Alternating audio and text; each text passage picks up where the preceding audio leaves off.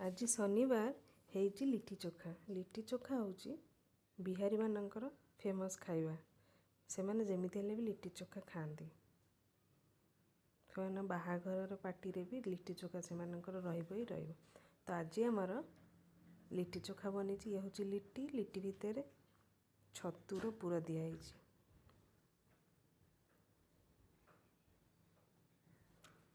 लिट्टीଟା ତ ବହୁତ ବଢ଼ିଆ ହେଇଥିଲା।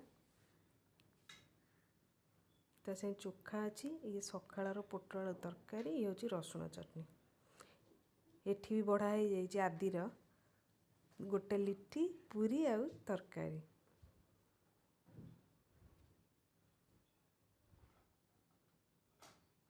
एठी से खाया स्टार्ट कर देलानी आदि पूरी एंड तरकारी।